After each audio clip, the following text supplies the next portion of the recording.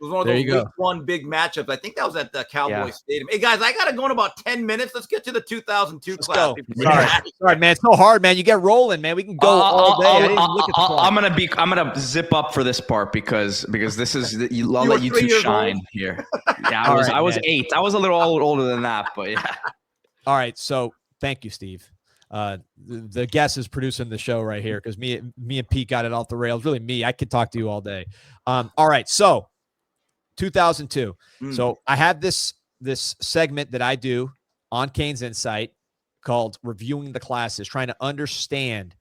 We spend so much time on these classes, and then right when they're done, we go on to the next one, right?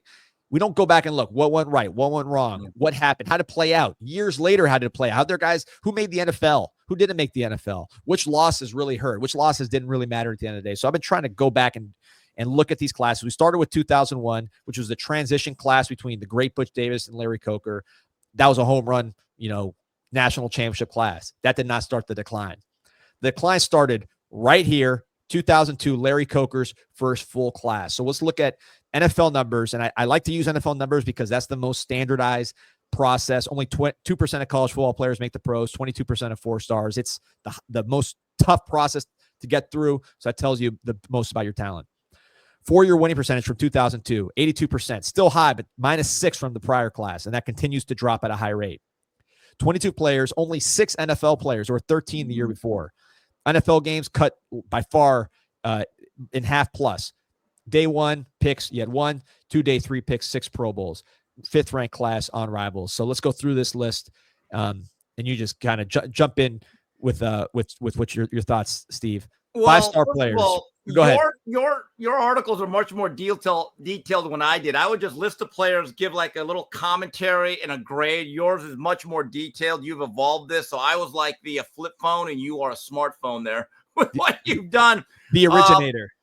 One of the all-time great franchise nicknames, and shout out to the franchise if he's still out there. I still think the greatest poster in Miami history. I agree. One of the players in that class was Nate Harris. I think he came out of Dade County, one of the really tough, rough, great defenders, high school football. Edison High School. Edison. And before he came in, they had an armed robbery. And then out of nowhere, a franchise dubbed him Nate Robbed Us. I thought to this day, that still makes me laugh. Nate robbed us. So salute to the franchise. Couple things, and you mentioned. Wait, real quick, because I know we're gonna blow through your 10 minutes, but you bring up so many great memories.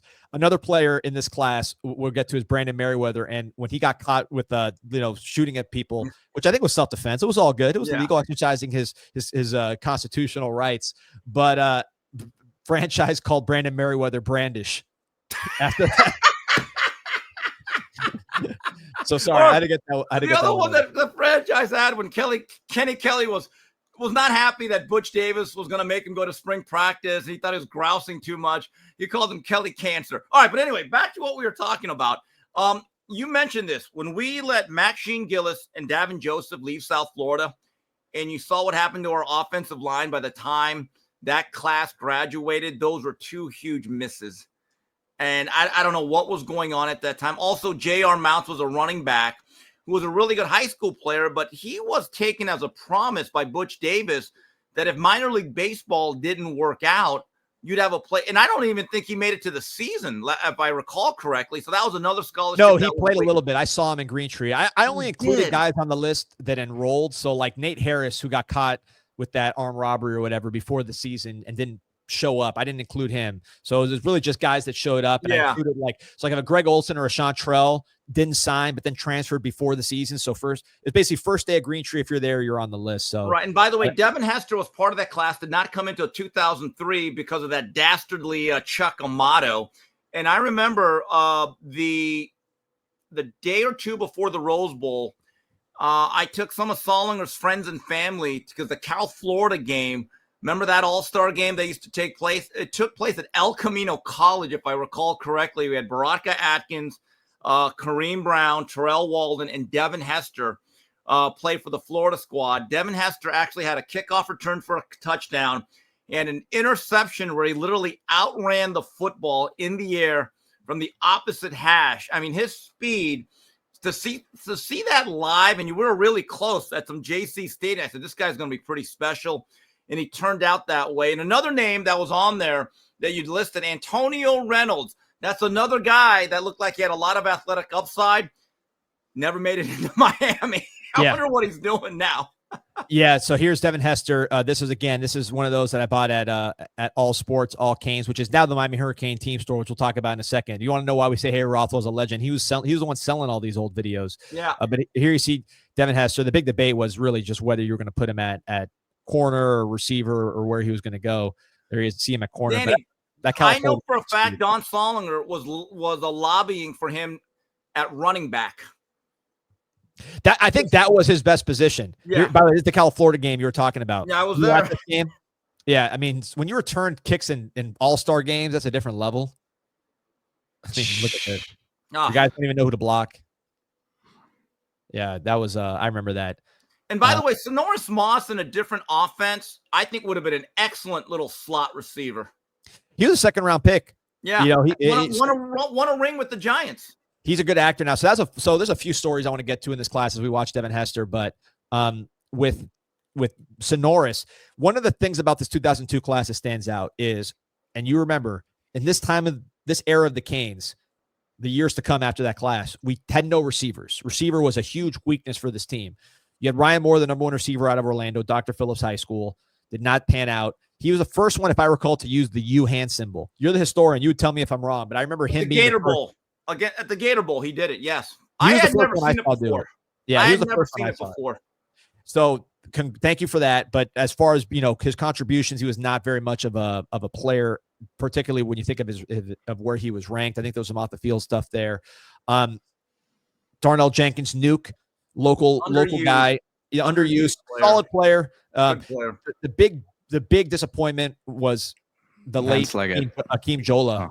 At this time, Akeem Jola was out in New Orleans, passed away recently. I mean, terrible situation. But there was a lot of hope that he would be a size, speed, kind of that first round type pick. That didn't pan out. But it's funny because Sonoris Moss, everybody thought he was the nepotism guy. Like, of all these other guys, they're like, why are we wasting space on this guy when it's a great receiver year and you're getting Sonoris Moss? He ended up being the one that was second round pick. And then the one that we didn't take this year, and I know you were on the boards and remember this, is Antonio Holmes. From the Muck, from Glade Central and Belle Glade, and everybody was shouting, get this guy an offer. He was begging for an offer. Mike Backus, your boy, was saying the same thing. End up not offering him. He goes to Ohio State, becomes one of the better receivers really of his era. I mean, he was in the Super Bowl making big catches. I mean, he was a hell of a player in college and pro. And this was, to me, the story of this class, 2002, was really just wide receiver, man. We dropped the ball big time on top of those local losses. I'll leave you with this because I got to go on with Coach JB. So when it came to Ryan Moore, he actually had a productive freshman year, was pretty good in 2005. But if there's any player that was emblematic of the Larry Coker Country Club of Coral Gables, that's another one I came up with, it was Ryan Moore. A bit of an attitude problem, didn't work very hard. And I don't want to reveal the player, but it's one that we all know and respect. And I'm a pretty good friend of his. And he told me one time, he said, Steve, Ryan Moore is the only wide receiver I've ever seen with a gut. We had a wide receiver with a gut. And the other thing, other part of that class, we had a tight end I thought had a lot of upside, and we thought it was going to be the next Jeremy Shockey. Name was Curtis Justice. Smashed his ankle late into his high school career. We kept the promise, gave him a scholarship, but it killed his mobility. And I think he only played like field goal protection units because he couldn't move. He had no lateral mobility, and that was a shame. And Brandon Seaball was a tight end. We were so thin at offensive line, he ended up becoming like a 250-pound tackle. He actually played. And I think he went from 86 to 68 or something. So, yeah, the fall off was pretty stark in that era. Oh, man. Well, listen, check out Steve on Coach JB after you're done with us. He is the man. You're a popular demand. I'm sure you'll be back do it again soon, fellas. Whenever you're free, man. You got the keys under the mat. Steve Kim, the man. Take it easy, baby. Thanks, guys. Thank you, Steve. All right. Yes. All right, thanks, Scheme. Thanks, Steve. The memories were great. Yeah, man. He's the man. Alan Hardman says that wasn't true about Santonio Holmes begging for a UM for an offer. Santonio said he wasn't going to get playing time. Rainey Chan tried, but he said no. I mean, I remember him giving quotes saying that Miami was not talking to him at an earlier time. So, I mean, I can tell you I've seen these situations where I know UM is not after a player, and the player saying that, they try to talk to me and I said no. Sometimes there's ego involved there. And look, I wasn't there, so I don't know the particulars, but I do know with Antonio Holmes, there were like quotes of him telling like reporters at that time, Mike Backus, saying, "Hey, I want that Miami offer. They're not messing with me." So, it could be a situation where maybe we came late and then he was like, the stories always change over time too. Yeah, exactly. That's what I remember at the time. I remember him on record interviews with Grassi saying, or with Mike Backus at Grassi saying, where's Miami? Where's the love? And everyone on the board's like, give this guy an offer, give this guy an offer, give this guy an offer, get on him. So that was the kind of the narrative at the time. Again, look, not much has changed, man. You still get people asking, calling off for certain guys. Yeah. And by the way, look, this is how many years ago? 24 years ago, 23 years ago. So maybe my memory's fuzzy on some of this stuff, but I'm pretty sure that's at least how it was presented publicly. I was not the insider back then. I was just kind of a fan, but that's certainly how it came up on the screen. So just finishing up on this class, Pete. Steve is great, man. We got to get him back on. There's gonna be he'll be on there a lot. Eric Winston, highly rated player, that panned out. He moved to offensive line, that being a good tackle for us and a great tackle in the NFL. Can't believe he never made a Pro Bowl, but 165 NFL games is insane. Hesser's in the Hall of Fame. You look down at this 4-star list: Joel Justice, like Steve mentioned, disappointments. We really didn't have enough size in this class. Kareem Brown, who I know you met when he was a coach, really more of a finesse defensive tackle, got drafted in the 4th round, but didn't last because he didn't have that size. I think Bill Belichick tried to make him a tight end later in his career, if I recall correctly. Brock Atkins, solid player. But besides that, you really just didn't get enough size in this class. No real offensive line men coming in. Alex Poe, Rockford, 2 undersized Walschlager, 2 kind of undersized interior linemen. You didn't have the overall size top to bottom. Solid players, tough guys, but you just didn't have the size on the defensive end. You didn't have big tackles. Best player in the class. Let me pull up his highlights because these are some of my favorite highlights.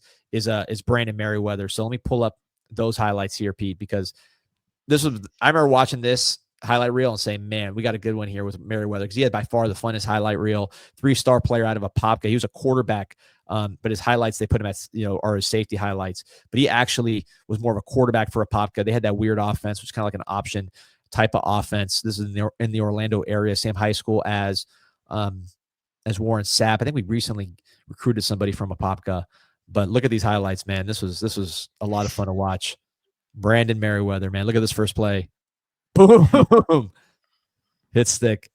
I remember he had a hit against Louisville one night on Thursday night that he decapitated someone. That was on a Thursday night Big East game.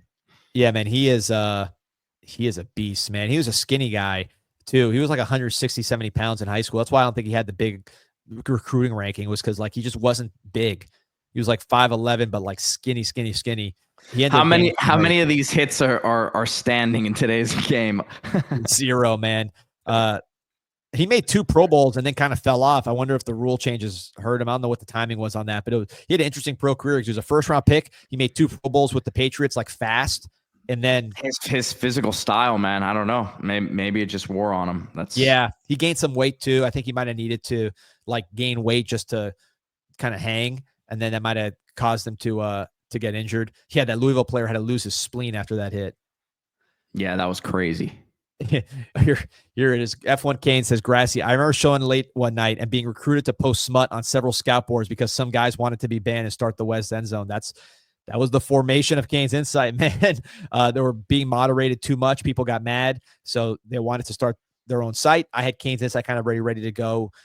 Shout out to Andrew who helped build that board, and Luke Kane, Luis Martinez. So we had the whole thing kind of set up. So when Grassi had all those meltdowns because of over moderation on the off-topic boards, people wanted to post like Aaron Andrews pictures or whatever. They all said, all right, well, we need a board to kind of be maniacs. So I gave them an off-topic board plus CanesInSight. Eventually had to clean it up a little bit. We moved CanesInSight to its own board. Nice, cleaner, more professional, football-oriented board. Sometimes. That was the roots. Sometimes, man. Yeah, man. Look at these highlights from Merriweather. he is a maniac. Liquid Enigma says every hit would most likely be targeting. Now it's a different game, man. It certainly is. Yeah, man. So we got over 1,400 on here watching us break down the class of 2002. And just so you guys know, we'll do this at the end of the show before we talk the modern team. But I wanted to just kind of go down memory lane a little bit on these old recruiting classes, and not just for nostalgia, but also to understand this is what happened then. This is how, we had 20 plus years struggling. This is how it happened from the top. This is what we need to avoid going forward. This is what we need to measure. If Morrow does this or that, or whoever the coach is does this or that going forward, you measure it against some of this stuff to say, are we doing the opposite of this? Are we doing the same? Are we seeing similar trajectories in certain things? So that's why I'm doing it. It's learning a lot. And I think the first lesson here with this class, you got to keep bringing in size, man. You cannot have two centers basically in a class and then no real powerful defensive tackles. So that's kind of my lesson there. Yep. Listen, I'll start becoming of more help in these shows in like 3 or 4 classes. I'm starting to remember a lot of these guys' careers. Even like Santonio Holmes. I don't remember his recruitment, but he, stories like that, I think is what got me into recruiting outside of just Miami. Cause I heard like, oh wow, look, this guy is from South Florida and he's balling for Ohio State. Why isn't he at Miami? So, yeah, I'm excited to get to these next few years here of these recruiting classes. Yeah, it'll be interesting, man. So again, appreciate you guys joining. Hit like and subscribe to the show. We got almost 1,300 plus on. Yeah, Steve is the man. We're gonna get a lot of requests for Steve. I got to tell him just basically when you're free, man. The show is yours. Hop on whenever. Did want to talk about the Miami Hurricane team store. I gave it a little plug earlier when I talked about where we used to get the recruiting videos, the old All Sports, All Canes. That is now the Miami Hurricane team store, different locations across the street. But as Harry Rothwell is the person who ran that store, is now running the Miami Hurricane team store officially through University of Miami. This is the University of Miami store. So all one and the same. MiamiHTS.com. Use promo code INSIGHT20. Get 20% off your first item. Get the hats, the Sean Taylor throwback jerseys, the stuff for your dog, for your kids, for the summer, you name it. Miami Hurricane team store, MiamiHTS.com, or in person. Either way, use the promo code INSIGHT20. You get 20% off. Liquid Enigma saying, I think this is a great series to help those who may not have been around for the 90s or too young in the early to mid 2000s. Yeah, that's part of the idea too, man. So I appreciate you enjoying it. We'll be doing it for a while here at the end of the show, just to kind of take us back memory lane. Baseball talk, because we got some questions from Brandon, a Canes cat, some others. Jaden Daniels, enthusiast, asking, after the draft, how's the baseball team looking? So here's what I'll say. It's not really done because, number one, just because you're drafted doesn't mean you sign with the team. Last year, you saw Brian Walters get drafted. He obviously came back and had a great year as Miami's closer. You saw the Puerto Rican shortstop. I don't want to butcher his name, Arizaga, I think. He came back, or he got drafted and he came on campus. Other guys signed and after they got drafted. So you really just don't know. Also, there's free agency after the draft. So some of these guys, you're seeing other teams that have portal commitments that were not drafted still sign with major league teams, meaning they don't go to college. Last year, Miles Caba, who actually is doing pretty good in the Dodger system, I believe, was a reliever for the Canes, did not get drafted, but chose to go to the pros anyways, sign a free agent deal. So we got to see how it all plays out. However, mixed bag in terms of the draft. Tim Piacentin, big hitting corner infielder, lefty bat from Canada, probably the best recruit Miami signed in this class. Not the highest rated, but as far as the rankings, but the highest rated from an MLB standpoint.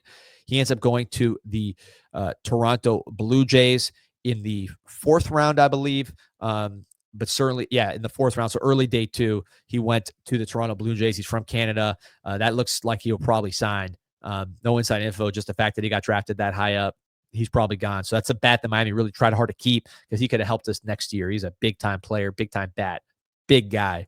The other notable draft picks from a Canes standpoint, you had, and we'll get to the guys that got drafted that are leaving anyways, which is Griffin Hughes, 3rd-round pick to the Seattle Mariners, 91st pick overall. Super happy for him. This guy was a two-way player, a shortstop pitcher, goes to Miami and becomes a 3rd-round pick to the top pitching organization in baseball, the Seattle Mariners. So awesome story.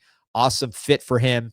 Great kind of success story for JD Arteaga, Coach Laz out of the portal, right? That you're getting a guy like Griffin Hugas, who's not a finished product, two-way player, reliever. Now he's a starting pitcher, an ace in the ACC, and now going in the third round to a team like Seattle, which Brian Wu, others, George Kirby, Logan Gilbert, they develop pitchers, and even guys like Brian Wu, who are not. Brian Wu got drafted in like the 6th or 7th round, and now is one of the best pitchers in baseball, all-star. Hugas hoping to have a similar trajectory as that third-round pick.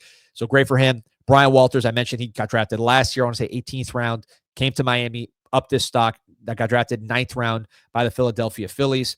Looking forward to his development there. I think he's going to be a guy that you see in a major league pitching staff, probably I would guess a bullpen piece. He'll get a chance to start, I think, early on in the minors, but I think ultimately bullpen with his style of play and his arm makes a lot of sense. So those guys are gone.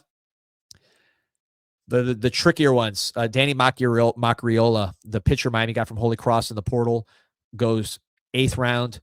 We got to see who drafted him. I believe he was also picked by Seattle, but that's another one where that's going to be someone in your weekend rotation. Him getting drafted, he is probably gone. So that's a tough one if he does leave, because now that was a spot you were counting on as in your starting rotation. Going to have to replace that.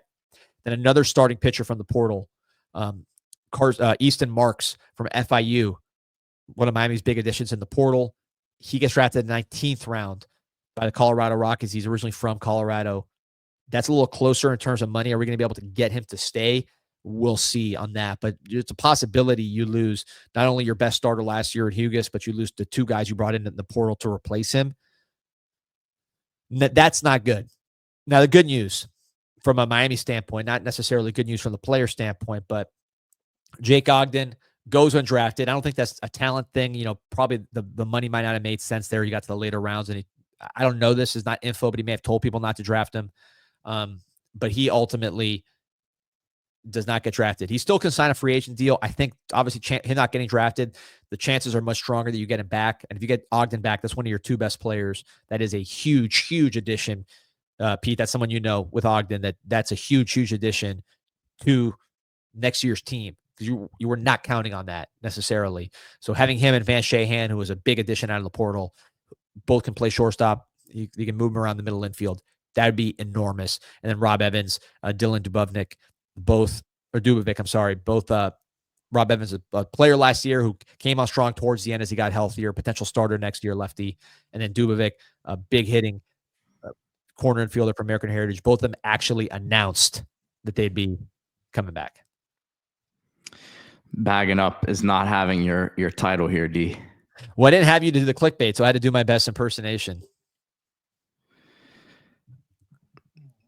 So anyways, man, yeah, man, 1,400 on. Like and subscribe. Glad you can make it healthy. Well, one piece. Pushing through, man. But yeah, I'm curious. Is basketball going to be kind of gone now? Soccer going to be kind of gone? No. I'm going to get my scope on August 6th and do a little PT, and I'll be back at it. I had my second ACL surgery 8 years ago. So it's been 8 years, 8 strong years. And he says it's very stable. He said that the MRI report said full tear, but then he looked at it and he had, taken an examination of me and said, no, this is stable. I don't believe the MRI report. So, yeah, I'm going to go with what the doc says, and we're going to keep pushing through. You're going to be like Arvidas Sabonis out there. I've been hearing a lot about BPC 157, Brian, the peptides. So I'm gonna have to look into it. Start injecting there. Yeah. So Nick Canino saying Max Godwin, Derek Williams not drafted either, right? Yep. So they'll be back. That outfield should be in good shape. And then freshman wise, I mentioned Dubovik, but Mar Magana from Columbus, originally from Braddock. He's someone that has some draft buzz. Mason Greenhouse, he already announced that he's coming to Miami. And Peralta, Fabio, I don't know where he is. Hopefully he can't. The portal's closed, so he'll be back next year. In fact, he is back next year. I don't think there's any kind of question there. So, yeah, man, this team's going to be pretty good. I think we just got to figure out that starting pitcher situation. See once the draft dust settles what it looks like in the portal. So, yeah, man, looking forward to Canes baseball. We'll be talking about all that stuff. Like and subscribe to the show. Over 1,400, man. Fired up. So we got the show with Mike tomorrow. Maybe we do a double dose tomorrow. I don't know if you're ready for that, Pete, but maybe we do a double dose. People have been asking for it because some people only watch the Mike show and some people don't watch the Mike show. So maybe we do like a double show tomorrow. Maybe I'll do something. Maybe just like a Q&A at nighttime or something. Yeah, or in the morning. Well, I guess I don't know. We'll have to schedule. I don't know if we're gonna do Mike in the morning. We'll figure all that out. We'll let you guys know. Brandon Negodius, right? Who freshman last year just made the All-Star team in a summer league, so that infield is strong. Yeah, he could play second. He could play short. I mean, you got 3 guys that can get it done, including two powerful guys. Canes Cat saying, "Don't ever say Braddock and Magana again." Well, Canes Cat, I hate to break the news to you, but he says he's a Columbus Explorer. Magana, when he was at Braddock under Kane, great Harold Martinez, he was a lot more productive and had a lot more draft buzz than he did after he transferred to Columbus. I'm just saying. That's what it is. Nick's saying, I had no idea there was an evening show. There's not necessarily an evening show. We try to do it in the morning every day, but with Mike Ryan, our Wednesday show, which is a little bit off topic, a little bit Canes, we do that one usually more towards the middle of the day. So maybe we'll add a second show that's more Canes only because we got some requests for that as well. So we'll talk about all that stuff, but we'll figure it out, man. Pete, good to have you back. Glad you could jump on. And where's the weight fest? Is that done? Because you were the doctor today, just made it on as fast as you can. What's the story? There, people were asking in the chat. The what? The weight fest. Oh yeah, I just hopped on. I did 8 miles with it on yesterday though. So there you go, man. Ready for beach season's going full speed. Pete's ready. Pete's got it. So again, shout out to everybody on the chat. Appreciate you guys. Like and subscribe. You see the hat, Canes Connection, canesconnection.com/CIS. That's not going anywhere. If it is, I'll tell you. But right now, that thing is rocking and rolling and very, very much needed. So be part of something that is bigger than any one of us. It is be part of Canes winning that 6th national championship, at least the ACC championship first.